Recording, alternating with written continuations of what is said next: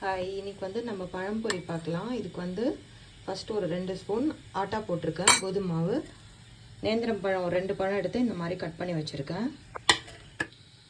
2 spoon அரிசி மாவு, கொஞ்சமாக டர்மரிக் பவுடர் போட்டிருக்கேன் கலருக்காக.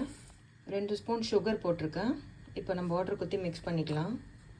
இப்போ எல்லாத்தையும் மிக்ஸ் பண்ணிவிட்டு கொஞ்சமாக ஏலக்காய் இடித்து போட்டுக்கிறேன். இப்போ கடாயில் ஆயில் ஊற்றியாச்சு.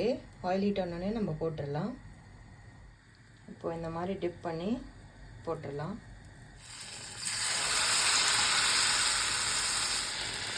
இங்கே பார்த்தீங்கன்னா நம்ம போட்ட உடனே தானாக அப்படி வருது. நம்ம எதுவுமே பண்ண வேணாம். 2 மினிட்ஸில் டர்ன் பண்ணிடலாம். இப்போ ஒரு செட்டு போட்டு ஃப்ரை பண்ணிட்டேன். ரொம்ப ப்ரௌன் ஆக்கக்கூடாது, இந்த கலரில் எடுத்தால் போதும். இப்போ அடுத்த செட்டும் போட்டேன். இப்போ ப்ளேட்டிங் பண்ணிவிட்டு காட்டுறேன்.